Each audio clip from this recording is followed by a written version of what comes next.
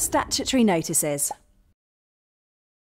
When administering an estate, it's essential you pay all outstanding debts before distributing any funds to beneficiaries. If you don't, you could find yourself personally liable to repay any money owed, even if you didn't know about a particular debt.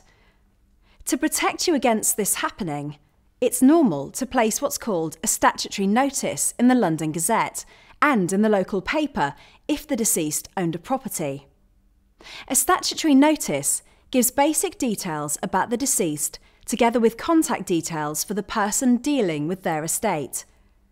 The idea is to give potential claimants the opportunity to get in touch about any money they think is owed to them. There's a strict time limit to this, as all claims must be made within 2 months of the date of the notice. The benefits of statutory notices. Placing a statutory notice is a good idea for a number of reasons.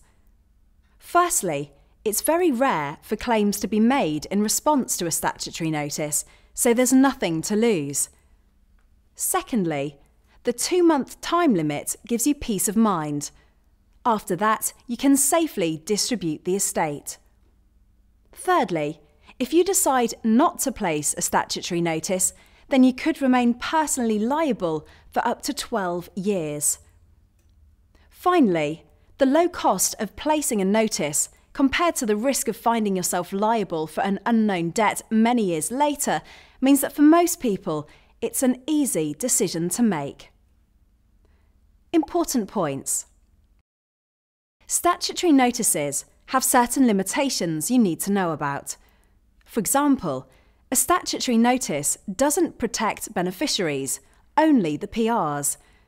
That means anyone with a valid claim can still bring that claim against the beneficiaries of an estate, even if a statutory notice was placed.